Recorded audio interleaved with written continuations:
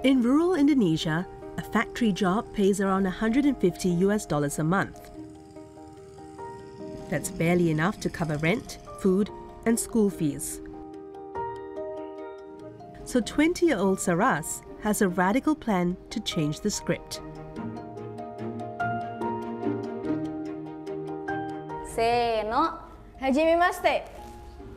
Watashi no namae wa Doi Sarasu Futarito moshimasu. Sarasuto yobarete imasu. Seinengapi wa. She's learning Japanese so that she can leave her village and give her family a better life. Saras lives in a small Javanese village with her mother and siblings.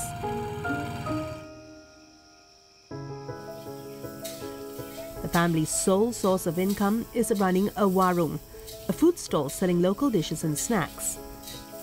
The stall operates through the night. They take home 400,000 rupiah a day, under $25. That has to cover rent, food, and education for a family of 4. Nah, alasan saya mengutamakan untuk keluarga karena adik-adik saya ini masih pada sekolah. Nah, itu saya dengan kesadaran diri saya nggak mau ibu saya yang menanggung semua itu. Jadi saya ingin membantu gitu untuk biaya kuliah sama untuk biaya pondok pesantren adik saya ini. To boost her family's income, Saras applied for a job at a local factory. But she soon realized that the maths didn't quite add up. Kalau untuk kerja di pabrik, kalau saya nggak ambil lembur ya mungkin kan dapatnya cuma 2,5 juta, dikurangi bensin, dikurangi jajan, dikurangi makan siang gitu kan, karena makan siang itu sendiri nggak dari sana gitu kan, jadi 2,5 juta itu udah berkurang banyak banget, jadi paling saya bawa pulang bersih itu cuma sekitar 1 jutaan. Nah 1 juta itu sedikit banget nggak sebanding sama pekerjaannya. It's the same story for millions of Gen Z across Asia. Long hours, low wages, and rising costs that eat into every paycheck. So Saras is taking a risk. Every morning, she comes to this language center to learn Japanese. It's not cheap. The price is 9 days of her family's entire income. A big outlay, but for her, an investment that could pay off. The center offers both Korean and Japanese. But she chose Japanese because it offers a faster pathway out of the village. Selain itu, saya pengen ke Jepang itu karena kalau di Jepang itu lebih banyak kesempatan untuk ke sana gitu kan. Karena kalau Jepang itu kan sehabis saya pendidikan dari LPK itu wawancara, tes wawancara. Nah, wawancara itu ada setiap 3 bulan atau setiap 4 bulan sekali. Nah kalau Korea itu kan 1 tahun sekali ujiannya, kalau nggak lolos itu nunggu lagi 1 tahun gitu. Nah makanya saya milih ke Jepang karena peluang berangkatnya itu lebih baik gitu, lebih cepat lah. Her classmates are other young people who hope to leave for better paid jobs in Northeast Asia. The center is run by a returned migrant worker who worked in South Korea.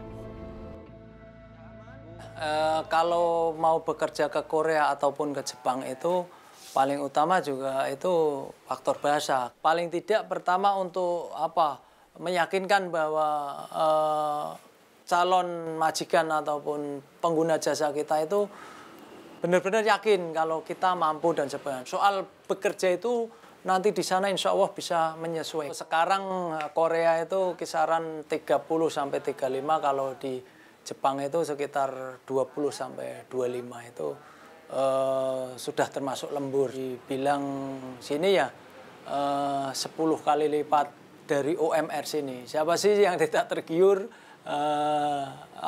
omset yang penghasilannya seperti itu?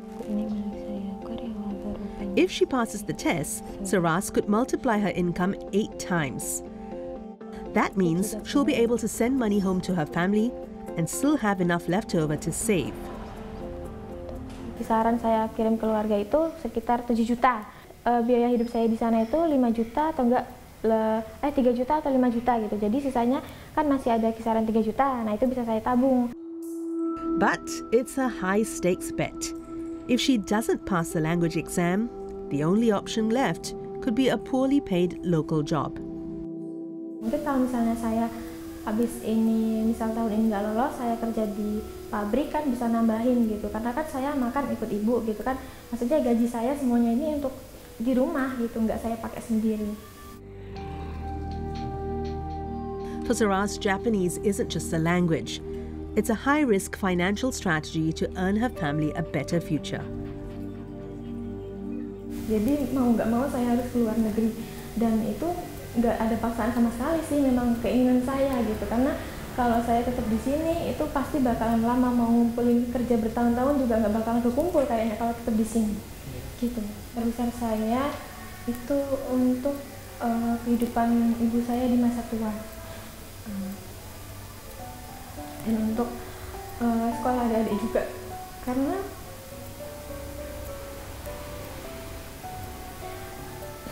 saya nggak pengen ibu saya terus jualan sampai tua.